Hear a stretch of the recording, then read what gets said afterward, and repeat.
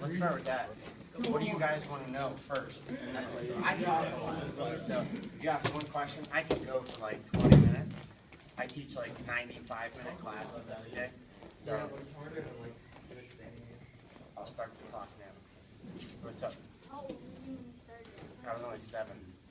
But some people are starting like at 4 now, 5.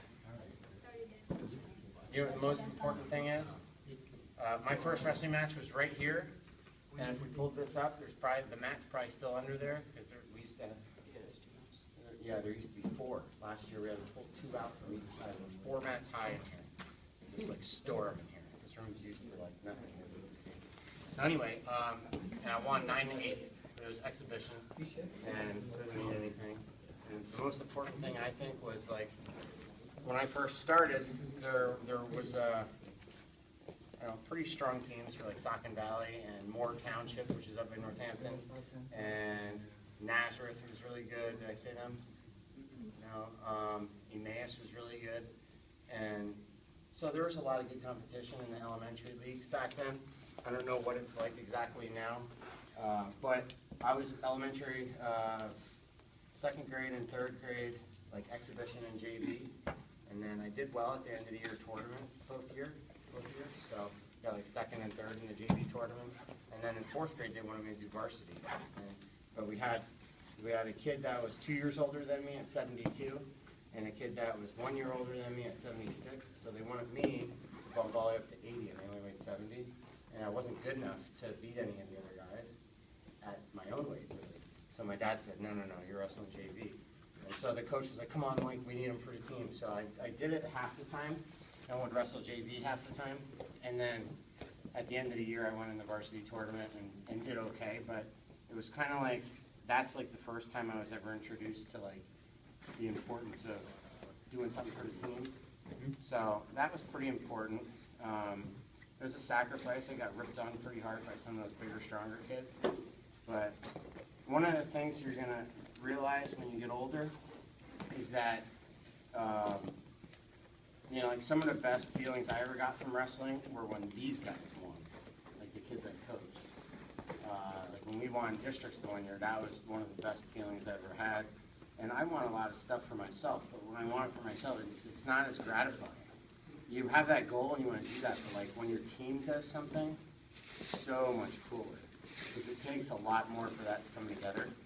And another really cool feeling, I talked about a guy named Rob Roon earlier. I was one of his workout partners. I wrestled with him every day at practice when I was redshirt at Lehigh, and he was an All-American that year. So like when he was at Nationals placing, I was back at Lehigh taking final exams and following him on the internet, and every time he won a match, I felt like I was winning because I helped train that guy, So you take pride in your team.